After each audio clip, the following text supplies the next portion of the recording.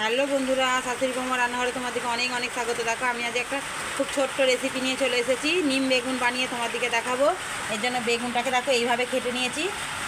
এতে আমি নুন মাখিয়ে নেবো।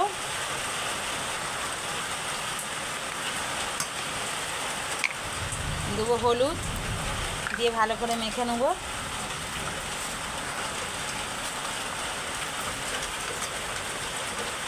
দেখো ভালো করে মাখা হয়ে গেছে। এবার আমি কড়া বসিয়ে দিয়েছি, কড়াতে তেল দেবো।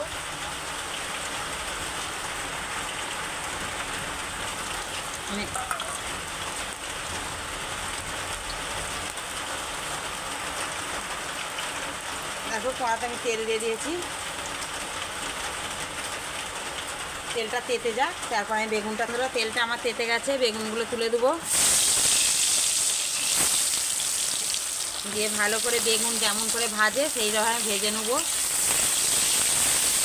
বেগুনটা একদম ভালো করে ভেজে নিয়ে তোমার দিকে দেখাচ্ছি। দেখো বন্ধুরা, বেগুনটা একবার খুলে দেখবো।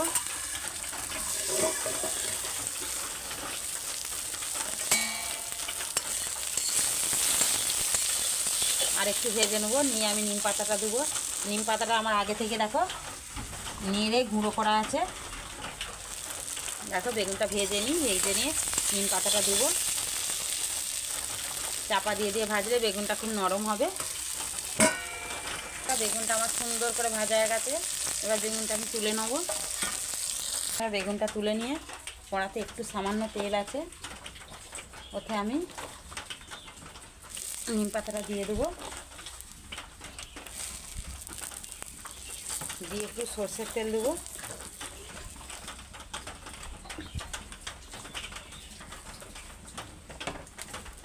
দেখো দিয়ে আবার আমি বেগুনটা তুলে দেবো।